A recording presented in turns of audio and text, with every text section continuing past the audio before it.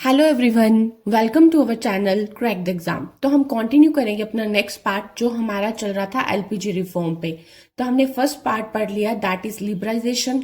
आज हम पढ़ेंगे प्राइवेटाइजेशन। तो आप सबको पता है कि प्राइवेटाइजेशन क्या होता है। प्राइवेटाइजेशन का मतलब है जो भी ऑनरशिप है, मैनेजमेंट है, कंट्रोल है किसका, पब्लिक सेक्टर इंटरप्राइजेस का, वो किसको दे दो, प्राइवेट को।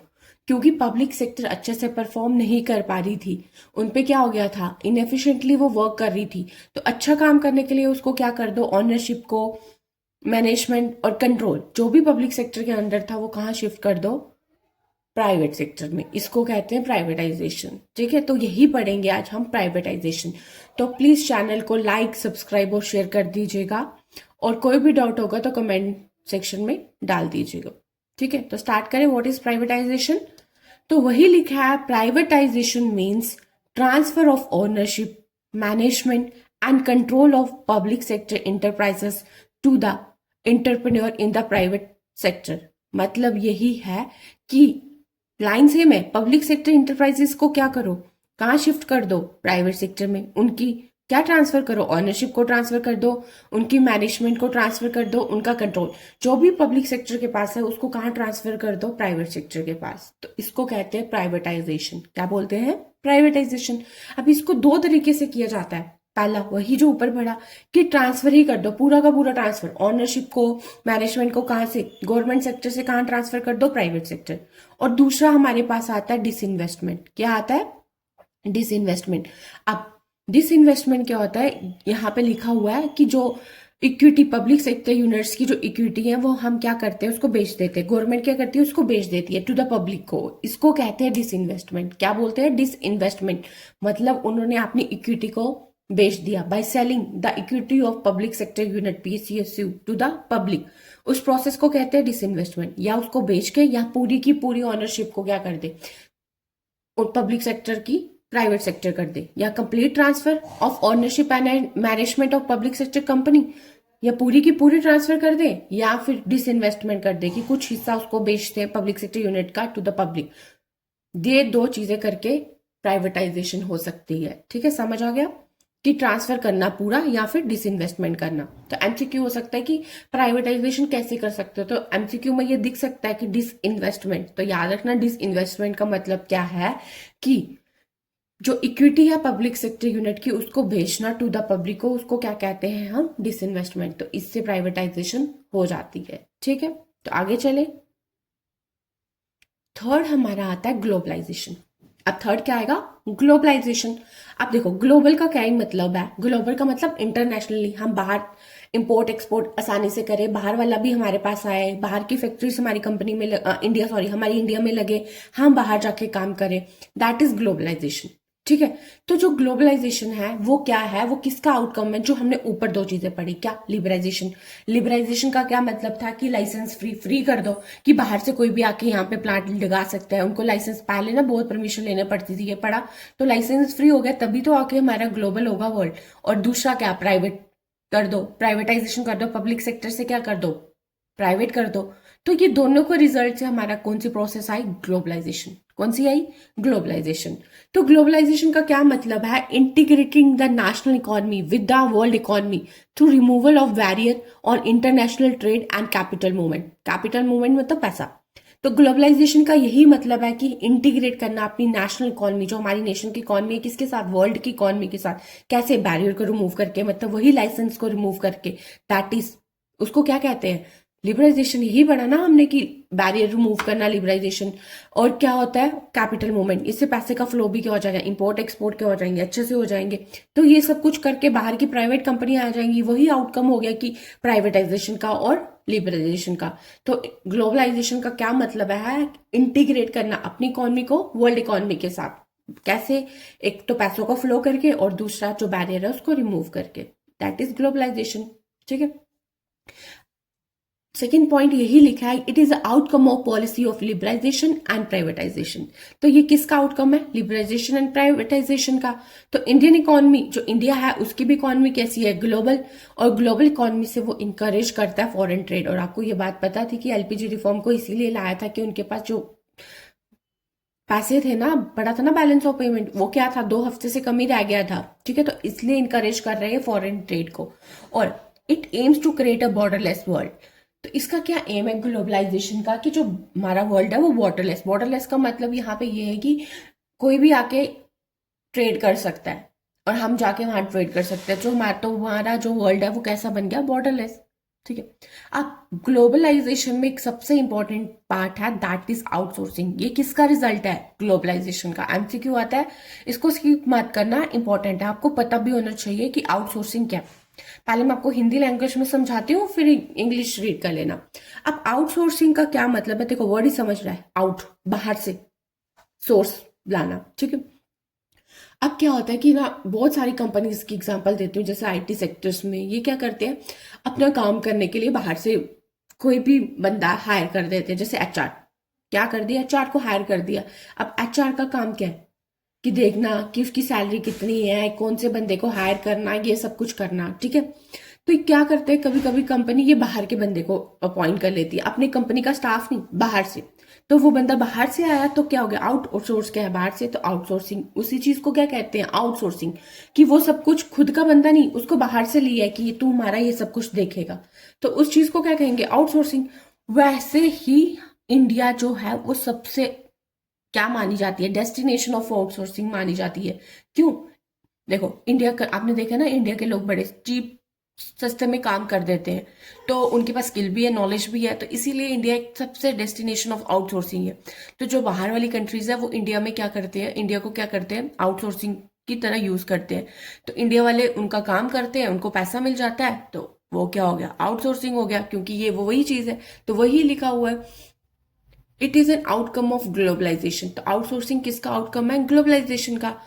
इसमें क्या होता है, hiring business services from external source. Business servicing के लिए कौन से करते हैं, एक्सटर्नल सोर्स से हायर करना, मोस्टली फ्रॉम अदर कंट्रीज, दूसरी कंट्री से mostly, which are previously provided internally. पहले इंटरनली था, लेकिन आज की डेट में मैक्सिमम क्या है, एक्सटर्नली। ठीक है। India is a favourable destination of outsourcing. मैंने आपको यही बताया कि इंडिया सबसे फेवरेट प्लेस है जिसकी आउटसोर्सिंग पे। समझ आ गया, आउटसोर्सिंग। आउटसोर्सिंग का क्या मतलब है, कि हम अपने बिजनेस सर्विसेज के लिए किसी बंदे को हायर करते हैं। मैंने एचआर की एग्जांपल दे दी, अपनी कंपनी का नहीं, हम बाहर का, कि वो ही सब कुछ देखेगा। तो दैट इज आउटसोर्सिंग। अब why India is a favourable destination of outsourcing, वही चीज लिखा है, इंडिया के पास क्या है, स्किल मैन पावर। फिर सेकंड, फेवरेबल गवर्नमेंट पॉलिसीज है इंडिया के पास, और इंडिया के जो वेजेस रेट है वो क्या है, लो, इसलिए क्या करते हैं, इनको प्रेफर किया जाता है। और यहाँ पे क्या हो रहा है, इसकी वजह से ग्रोथ ऑफ आईटी सेक्टर भी हो रहा है, इसीलिए आउटसोर्सिंग का फेवरेट डेस्टिनेशन है। बट जो डेवलप कंट्रीज है ना, जैसे अमेरिका वगैरह, वो इसके खिलाफ है। किसके खिलाफ है, आउटसोर्सिंग के। क्यों, क्योंकि उनको लगता है कि जो आउटसोर्सिंग से क्या हो रहा है, कि जो आउटफ्लो ऑफ फंड हो रहा है, उनका देश का पैसा बाहर जा रहा है, और एम्प्लॉयमेंट भी उनके देश की खुद की क्या हो रही है, कम। अगर आप बाहर से ही बंदे हायर कर रहे हो तो बाहर की देश की क्या हो रही है, एम्प्लॉयमेंट हो रही है। आप उनको पैसे दे रहे हो, पैसे बाहर जा रहे हैं, और हमारे देश के मतलब उनकी कंट्रीज के जो भी लोग हैं वो क्या रह रहे हैं, अनएम्प्लॉयड। तो इसीलिए डेवलप कंट्रीज जो है वो आउटसोर्सिंग के खिलाफ है, क्योंकि उनको लगता है कि पैसा बाहर जा रहा है और एम्प्लॉयमेंट हमारी क्या हो रही है, कम। That is outsourcing. MCQ है, what is outsourcing? या outsourcing is the result of which of the following, liberalization, privatization, globalization? तो आंसर क्या आएगा, ग्लोबलाइजेशन। समझ आ गया आउटसोर्सिंग क्या होता है, जब हम बिजनेस सर्विसिंग के लिए हायर करते हैं बंदे को, मोस्टली बाहर की कंट्री से, लेकिन पहले हम इंटरनली भी हायर कर सकते थे। तो इंडिया सबसे फेवरेबल डेस्टिनेशन है। ठीक है। अब एक और चीज देखो, अब हमने ट्रेड करना है, ग्लोबलाइजेशन कर लिया ट्रेड, तो कुछ रूल होने चाहिए ना। वैसे अपनी मनमानी करते हैं, जैसे अमेरिका टैरिफ पे टैरिफ लगा रहा है, 200% टैरिफ, 100% टैरिफ। तो WT, उसके लिए एक ऑर्गेनाइजेशन बनाएगी, that is WT, world trade organization. इसने बोला कि जो कंट्रीज इसका पार्ट है उनके लिए इसने क्या बनाया, रूल्स एंड रेगुलेशन, कि आपको ट्रेड करना है, कितना टैरिफ लगाना है, क्या सब कुछ। तो उस चीज में कौन हेल्प करता है, WTO, इंपॉर्टेंट है। तो इसी में आता है, इसको स्किप नहीं करना। तो कुछ बच्चे क्या करते हैं, LPG पढ़ के चल जाता है, लिबरेशन, प्राइवेटाइजेशन, ग्लोबलाइजेशन। तो ये किसने करना है, ये भी इंपॉर्टेंट है। ठीक है, इनको स्किप मत करना। इतनू सब भी स्किप कर दोगे, पूरा टॉपिक पढ़ के क्या हो जाएगा आपका, वेस्ट। तो WT क्या है, वर्ल्ड ट्रेड ऑर्गेनाइजेशन। तो वर्ल्ड ट्रेड ऑर्गेनाइजेशन पहले समझाती हूं मैं, ये क्या था, ट्रेड की कैसे ट्रेड करना है उसके लिए बनाया था। तो स्टार्टिंग में ना इसका जो नाम था ना, उसका नाम था GATT। क्या नाम था? GATT, journal agreement on trade and tariff. क्या नाम था? Journal agreement on trade and tariff. ये कब बना था? 1948, इंडिपेंडेंस के एक साल बाद, 1948 विद 23 कंट्रीज। कितनी कंट्रीज थी? 23 कंट्रीज। तो बना कब? 1948 में गैट बना, that is general agreement on trade and traffic with 23 countries. फिर क्या हुआ? इसका जो नाम चेंज करके क्या कर दिया? WT, और WT बना 1995 में। कब बना? 1995 में। ठीक है, वही लिखा है। WT founded in 1995 as the successor organization to the GATT with 164 member countries. WT बना कब? 1995 में।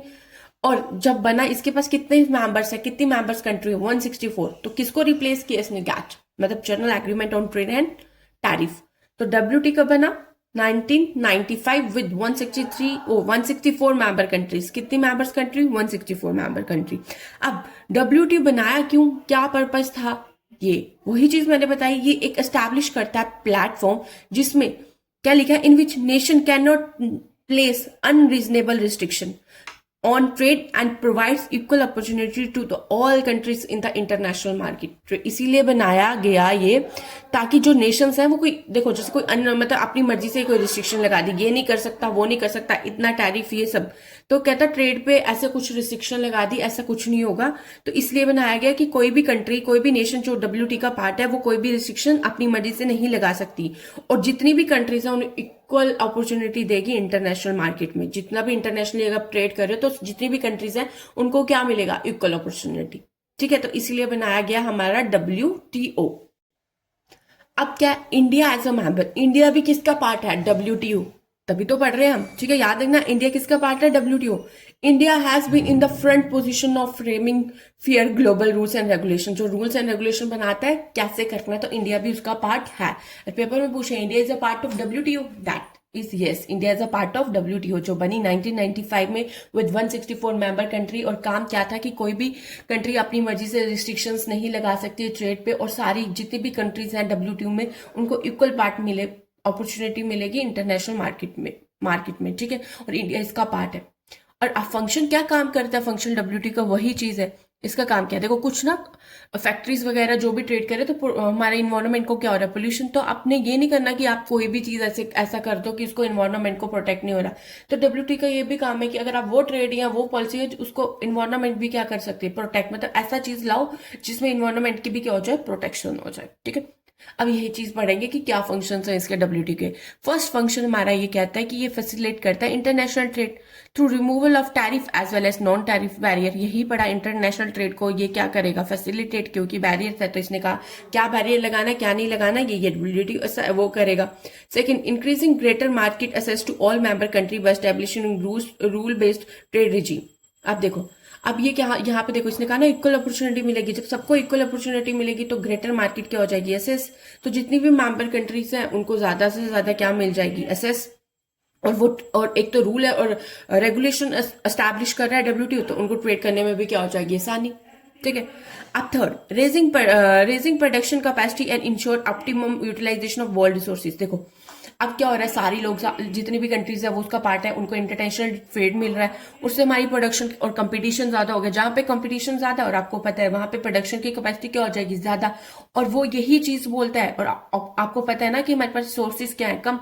तो हम उसको कैसे ऑप्टिमम उसका यूटिलाइज कर सके, तो यही चीज WT बोल रहा है कि प्रोडक्शन कैपेसिटी क्या कर दी? ज्यादा, और जो ऑप्टिमम यूज है वर्ल्ड रिसोर्सेज का वो इंश्योर करती है। ठीक है, और लास्ट फंक्शन इसका क्या है कि ये देखती है कि कोई चीज इन्वायरमेंट को हार्म तो नहीं करी। इन्वायरमेंट प्रोटेक्शन का काम भी किसका है?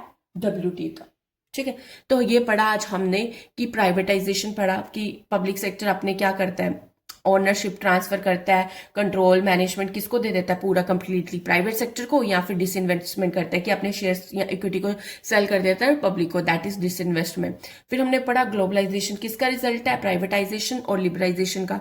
तो इससे क्या होता है? बॉर्डरलेस वर्ल्ड क्रिएट हो जाता है। तो इंडिया के पास ग्लोबल इकोनॉमी है, और ग्लोबलाइजेशन का सबसे आउटकम क्या है? आउटसोर्सिंग, कि हम हायर करते हैं बिजनेस सर्विसेज को, मतलब बाहर से, मोस्टली बाहर वाली कंट्री से, लेकिन पहले इंटरनली भी कर सकते। तो इंडिया फेवरेट डेस्टिनेशन है क्योंकि इंडिया की पॉलिसीज अच्छी हैं, वेजेस रेट कम है, स्किल मैन पावर है इंडिया के पास। तो बट लेकिन जो डेवलप कंट्रीज है वो इसके खिलाफ है। क्यों? क्योंकि उनको लगता है हमारे देश का पैसा बाहर जा रहा है और हमारी जो हमारा जो एम्प्लॉयमेंट है वो क्या हो रहा है, कम हो रहा है।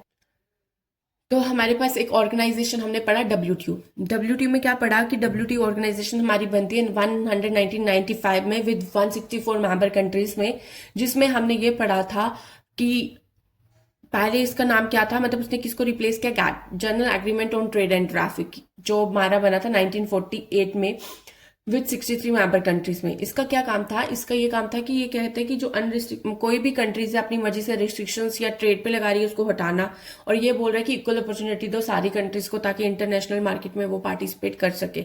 और इंडिया भी इसका मेंबर है। और कुछ हमने फंक्शंस पढ़े, इंटरनेशनल ट्रेड को ये टैरिफ रिमूव करके फैसिलिटेट करता है, इंटरनेशनल मार्केट में ग्रेटर एक्सेस प्रोवाइड करता है, और जो हमारी प्रोडक्शन कैपेसिटी है उसको ज़्यादा कर रहा है और ऑप्टिमम यूज़ कर रहा है वर्ल्ड रिसोर्सेज का, और इन्वायरमेंट प्रोटेक्ट करने का काम भी किसका है, डब्ल्यूटीओ का। ठीक है, अगर कोई भी डाउट है तो प्लीज़ कमेंट सेक्शन में डाल दीजिएगा।